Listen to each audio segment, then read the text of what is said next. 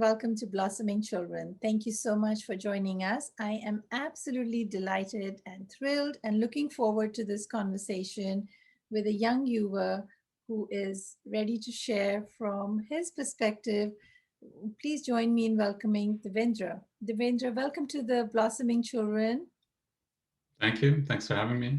Looking forward to it as well. Yeah, I'm so excited about this. And can you tell us a little bit about yourself? So I'm from Vancouver, Canada. I'm 28 now. I was born and raised in Sahaj. My parents were married in Sahaj in 1982 or so, or 81 maybe.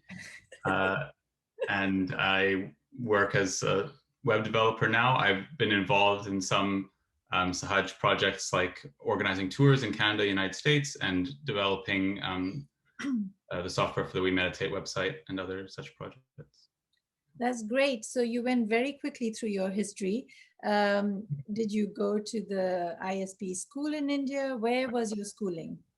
Yeah, so I was in ISPS. Well, I was in Rome school when I was 3 and then when I was 5 at 2 different times.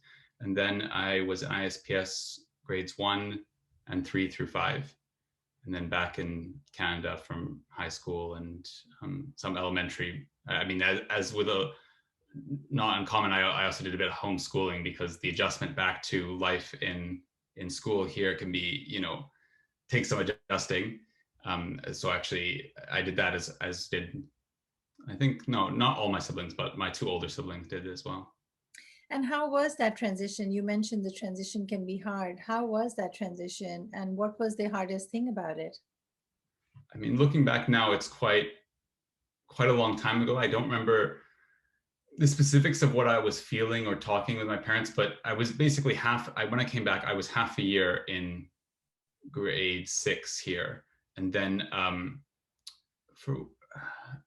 I don't actually even remember saying to my parents that I didn't want to do it, but I do remember just it's such a different experience with the kids because in ISPS you're living every day with all your classmates and your relationships with them are so different. Not that I was I was very shy as a kid, and so I wasn't like very popular or anything like that. But still, it's such.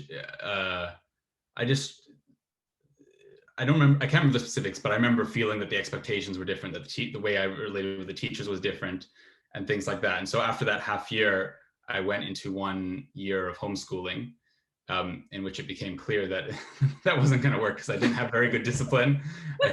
If it hadn't been elementary school, I really shouldn't have passed. But elementary school, they kind of allow it. Yeah. And then I went into high school after that. In Canada, high school goes from grade 8 to 12. We don't have middle school. Okay. In America, we have middle school. So, okay, that's interesting to know. So you came in 6th grade, had 1 year in homeschool, and then you started high school, which would put you in 8th grade. And what was that like, going to in high school in a mainstream Canadian environment? So, I mean, I can't say why exactly, and I think this can be different for many different people. But for me, going into high school, for whatever reason, coming out of ISPS, I kind of had a very strong, and maybe because of the way my parents raised me as well, but for whatever reason, I had a very strong feeling that whatever the culture of high school, the culture of general society was somehow not my culture. And so I was already kind of prepared to not be pursuing that, I guess, or that I would be expecting difference with my classmates. But I was also very lucky to fall in with a group of friends who were not really into anything that was illicit. They weren't into drinking or drugs or anything like that. And, at the most, maybe were interested in video games and things like that. So in a way, I think I was quite blessed with who I ended up with, and actually by quite I would say almost miraculous coincidence, because in homeschooling, I went to one excursion, and it just so happened that time my dad came with me, and when we were there, we met another person who my dad used to be friends with, who used to be a yogi, and his son I became friends with, and that sort of started me in this path. But so, I mean, quite a fortuitous series of events. But it's nice how, in a way, almost the divine takes care, Yeah, yeah. absolutely. So, yeah. And I also, I think this is a common thread that I've heard other people say, they somehow had enough courage in themselves and didn't feel pulled to the wrong crowd, or felt comfortable in your own skin. Mhm. Was there a pressure that you had to fight, or were you quite okay with it? I mean, as I said, yeah, no, I mean, I was with friends who didn't like. I was told that my school was like of in the region, that it was like the druggy school, but I never encountered any of that. I actually have no idea how Wow. that happened, but Wow. so I mean, no, I can't say especially, but like I said, I kind of came in with this feeling already. I know I had friends who very much kind of in contrast pursued this kind of popularity and were wanted, not yogi friends, but high school friends who um as one does when they're in high school, very much wanted to fit in with the larger crowd. I was happy fitting in with the small group that I was fitting in with. That's great. And what about college? How was that transition? Was it hard? And I know you mentioned that you've been meditating all your life. Did that come up? Was that a big part of it? Right. So, I mean, and actually interesting that you mentioned about, yeah. So, I mean, obviously I was born inside yoga, but I would say that when I started really meditating for my own purposes and my own desire was in maybe the last year of high school, or maybe the second last year, so somewhere near the end of high school. Um, all my high school friends knew that I meditated, or at least not necessarily that I meditated, but that I was involved with something. Because when they'd come to my house, there would be a picture of Shamaji, and as I had said previously, I was never, especially in high school, I was never really confident to speak about it, because it wasn't necessarily that I felt that they might judge me or think badly of me, but that it was something that was quite that I felt not confident that I would be able to represent Sahaj Yoga in a way that they would that they wouldn't be just dismissive of, be able to dismiss, because clearly it would be easy for anyone to do that, not being Right. an insider, not having that inside knowledge from being coming from outside.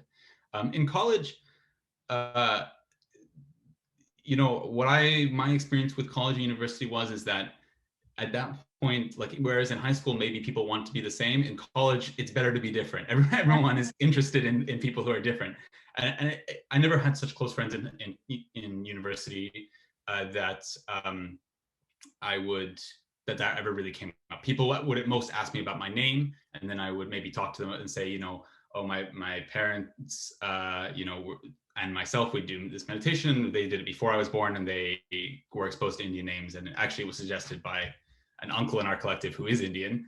And so sometimes I might say something like that. So Uh, you didn't have an English name then, I guess. no, no, Okay, my because only name quite a is, few children have an English yeah, name and an Indian name. So, okay, so that never happened. yeah. And then you mentioned something that towards the end of high school, you intentionally started meditating. What was it that drew you in? How did you manage it? What was speaking to you about it at that time? So maybe like around middle of high school, there was definitely a period where I was like, oh, I don't really want to be meditating, because I guess that was, if anything, a little bit of a pressure, because it was just like I guess at that time I thought, oh, this isn't something that everyone else does, but that wasn't really, my mom couldn't really let that happen, because my younger siblings were in the family, and so what she said to me afterwards was that she kind of said, no, you can't do that as long as you live here, but then she sort of softened her kind of she tried to encourage me to meditate, but wouldn't push me too hard and things like that. But somehow I just forgot about that at some point. um, but I don't know, there was something I wanted to say about what. Oh yes, so even in that period where it's very common, I think, to be sort of just sitting and not really meditating, just sitting for the practice of it, just sitting for the ritual of it. And even as an adult, it's so easy to fall into that at times, especially when it's like your morning routine and things like that. And but what really maybe helped me in the long run was that I always remembered, even when I was at times where I wasn't really going thoughtless and I wasn't really feeling anything on my hand, because my attention wasn't there. I always remembered a time when I was younger, where I was maybe, I don't know, 10, or I have no idea to be honest, but in in elementary school or younger, where I would be meditating with my parents, and after a while of meditating, I would say, can I leave now? And my mom would ask me, okay, but what are you feeling feeling on your hands? And then I would say, oh, I'm feeling this or this catch, and then she'd be like, okay, so just work on that and meditate for 5 more minutes. And I had such a conscious memory of sitting there at times and actually being like, okay, well, I feel this catch, but if I don't tell her, maybe I can leave. But even though like that was, obviously my idea as a kid, clearly I had such a strong memory of feeling vibrations that Yeah. even when I wasn't at the time, I could always remember back to that and be like, well, I did then. So what's Yeah. the problem with me now almost? Yeah. And I would say towards the end of high school, it really became, I kind of had a realization where it was like, wait a second, I've been kind of living my whole life with this idea that, eventually I'm going to get all this spiritual growth or go deeper or things like that. And what actually am I waiting for? Because I could be like, there's nothing going to be different then from now. Yeah. Except my life stage. And also I had this feeling that, that all my knowledge of Saj Yoga was secondhand. Mm. Obviously going to pujas, they put on talks and stuff, but it's easy to tune them out, especially when you're doing it as a kid, right? And so that time when I sort of started meditating proactively was also when I started listening to Shwanji's talks of my own initiative. And actually some of the best meditations of my life were in that short period, right? Actually towards the end, after I had graduated, just when I finished university and before I went traveling. I had a small gap where I had nothing else to do except, wait for my travel to come and watch Manji's talks and meditate. Not that I was doing that all day, but like I might spend Yeah. an hour and a half, whereas previously I would have only spent 15 minutes. Yeah, and I think that's important point because you were actually then experiencing it. And Hmm. instead of it just being secondhand knowledge or just growing up in an environment, which I think speaks to a lot of families that have, young children or become young adults and then they stop because they can't transition from that was they were raised in Yeah. to taking it independently and finding value in it or finding joy in it or finding it helpful. And so what do you think is the reason so many you stuck on and you crossed that bridge? What do you think is the reason some young folks drop off? So when so yeah, I had said to you before, when I remember when I was very young being asked by my father why, because another yogi was working on some project to try to bring young people into Saj Yoga, and being asked this kind of question, why do you, what will keep, what will bring young people into Saj Yoga, or what will they connect with? And at the time not really having a good answer, and just kind of percolating it over the time and really feeling that, it's maybe the obvious answer when you think about it, but that it's one's peers really more than anything that influences anyone, but especially younger people.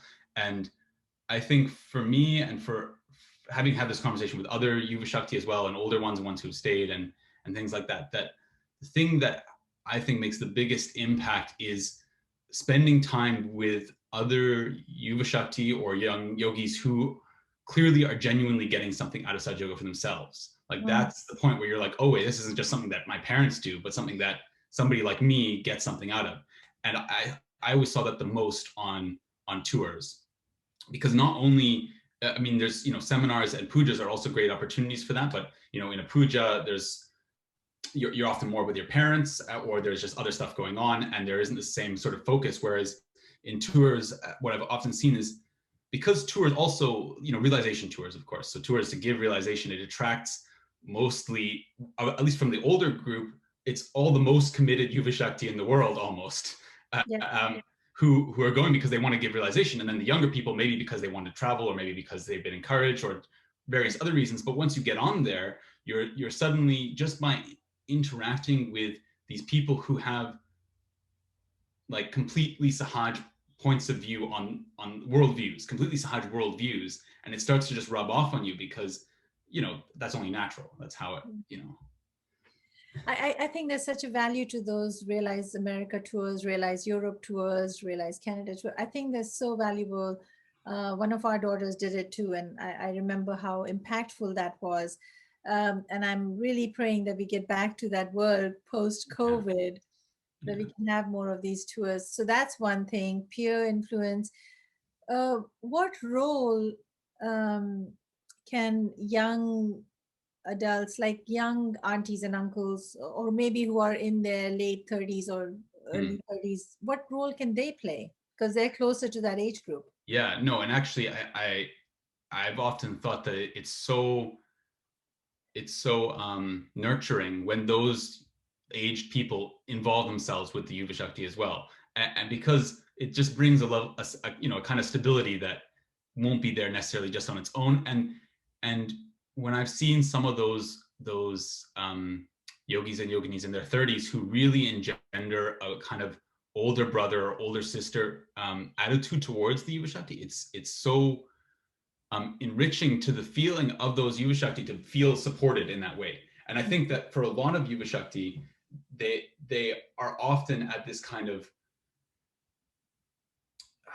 not that's not the right word, but it's easy to fall into a situation where you feel unsupported by the older yogis and yoginis, even if it's not necessarily the case. But because naturally older aunties and uncles might be skeptical of the sort of responsibility or capability of younger people, and that can kind of lead to that. And it's not that's not totally unjustified sometimes, but that can sometimes be not such a nice environment to be in.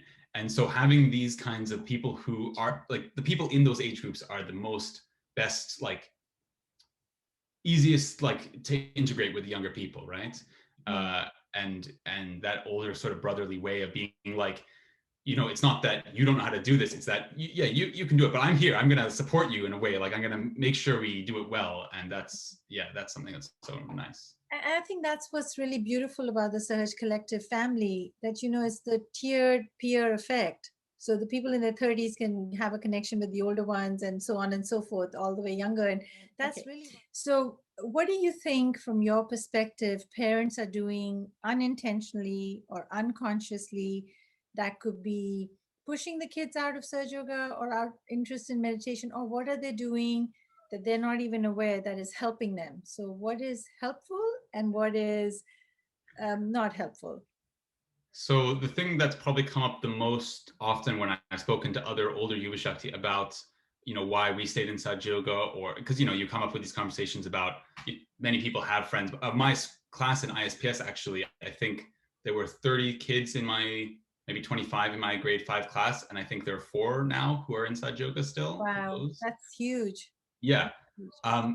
Well, or, I mean, anyways, maybe I don't know all of them, but I think so. And so, this conversation comes up. Why did those people go out, or what happened? Or I've had conversations with people about even their siblings who, maybe some of them are in and some aren't.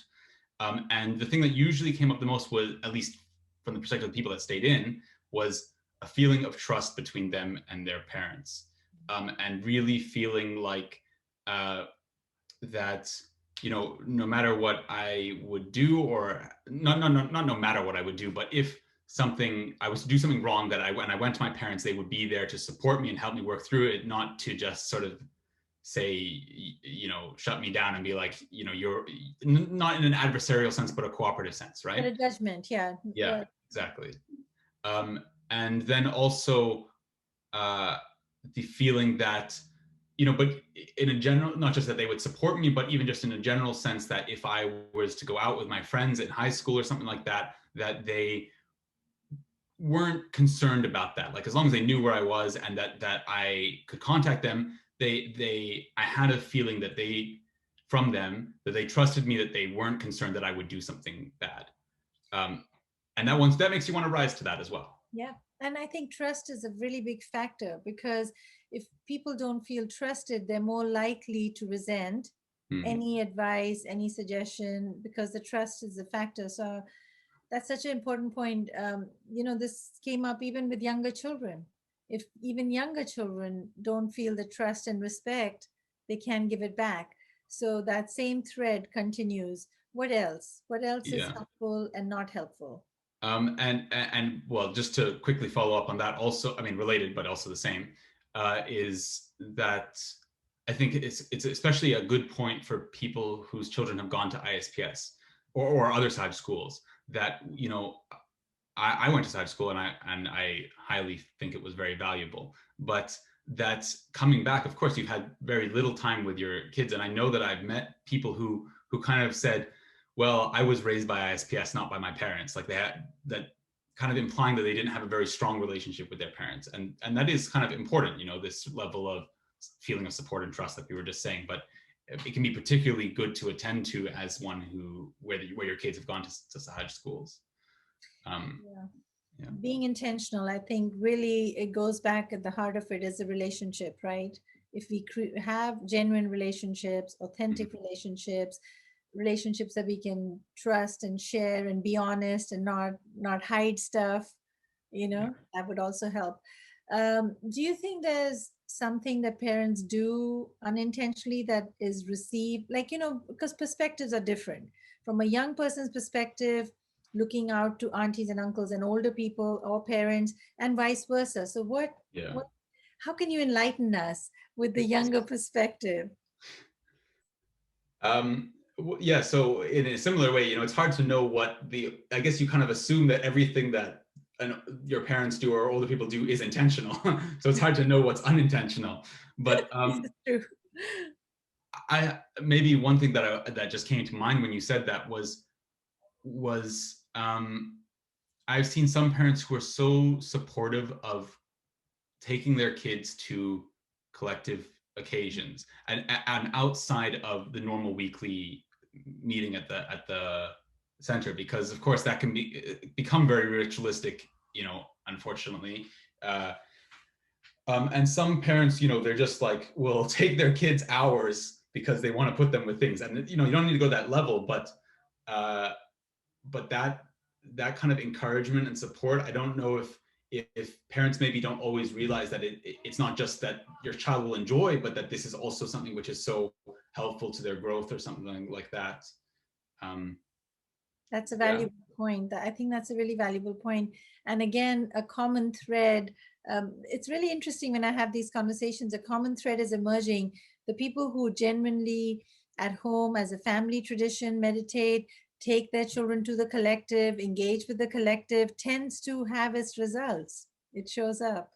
For sure, what I would say from my own perspective is that my family very much put any collective activity over any family activity. Like if, you know, if there was something going on, if there was, you know, even if there was maybe a birthday and there was a puja on the same day, we would never stay home to have the birthday. Maybe we'd do it on another day or something like that.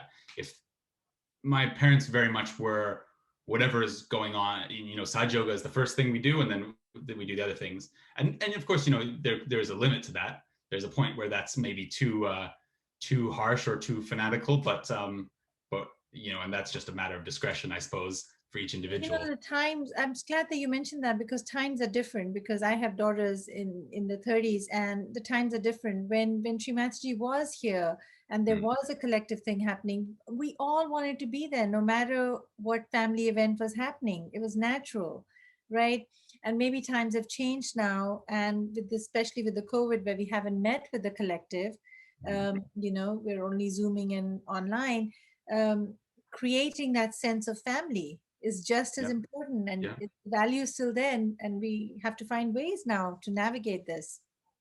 And I think that's actually some that kind of puts me on to something which I had encountered before, which is I think sometimes people undervalue the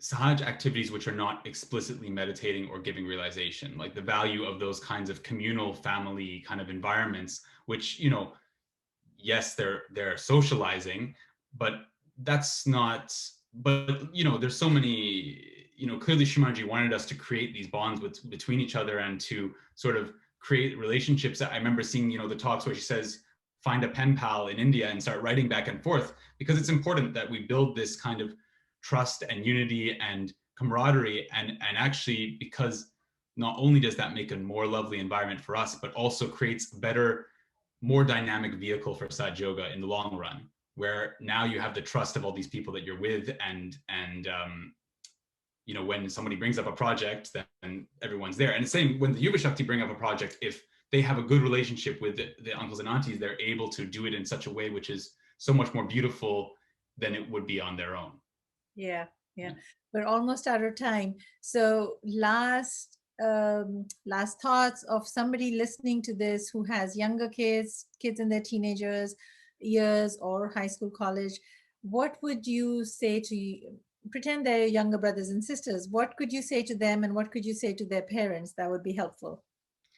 Um, well, for younger brothers and sisters, I think that the one thing is try to go on a tour because or to a Yuva Shakti seminar, but and specifically a Yuva Shakti seminar, not a general seminar, because they have different sort of purposes and values, and they kind of go differently. And what I've seen is a lot of Yuva Shakti seminar very much focus on this aspect of connecting with younger Yuva Shakti who are maybe more social and not so spiritual, and bringing that value to them, and also giving them a place where they can kind of bond with other Yuva Shakti.